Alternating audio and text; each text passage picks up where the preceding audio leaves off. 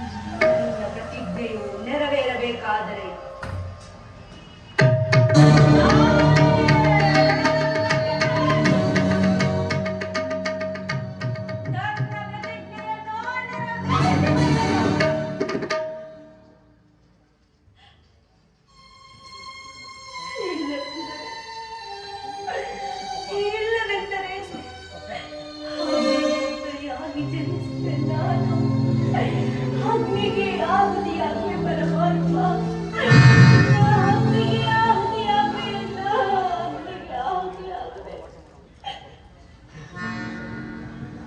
ಈಗ ಚೆನ್ನಾಯಿತು. ಸಹಜ ರೈವರ ಅಭಿಪ್ರಾಯವೇ ಒಂದು, ಈ ದ್ರೌಪದಿಯ ಅಭಿಪ್ರಾಯವೇ ಒಂದು, ಅಲ್ಲವೇ ಭೀಮಸೇನ? ಅದಕ್ಕೆ ನೀನೇನು ಮಾಡುವೆ? ದ್ರೌಪದಿಯ ಅಭಿಪ್ರಾಯವು ಈಗಾಯ್ತಲ್ಲ ಎಂದು ಹೇಳಿದನಷ್ಟೇ. ಅವಳು ಹೇಳಿದ್ದನ್ನು ನೀನು ಕೇಳಿದೆಯಲ್ಲ? ಏಕೆ ನೀನು ಕೇಳಲಿಲ್ಲವೇ? ಕೇಳಿದೆ, ಚೆನ್ನಾಗಿಯೇ ಕೇಳಿದೆ. ಕೇಳಿದರಿಂದಾಗುವ ಪ್ರಯೋಜನವೋ ಅಪ್ರಯೋಜನವೋ ನನಗೊಂದೂ ತಿಳಿಯದಯ್ಯ. ಆದರೆ ಸತಿಯ ಆರ್ತನಾದವನ್ನು ಆಲಿಸುವುದ ಪತಿಯಾದ ನಿಮ್ಮ ಕರ್ತವ್ಯವಲ್ಲವೇ? ಏಕೆ ಇನ್ನುಳಿದ 400 ರೂಪಾಯಿಗಳಲ್ಲವೋ ಅವನಿಗೆ ಅದನ್ನು ಬಗೆಹರಿಸಲಿ. ಅದಕ್ಕೂ ಈ ಪ್ರಚಂಡ ಭೀಮನಿಗೂ ಯಾವ ವಿಧವಾದ ಸಂಬಂಧವಿಲ್ಲ. ಸಂಬಂಧವಿಲ್ಲ? ಅಬ್ಬಾ, ಸಂಬಂಧವಿಲ್ಲದೆ ಎಂದು ಪುರಸಭೆಯಲ್ಲಿ ಹೇಳಿ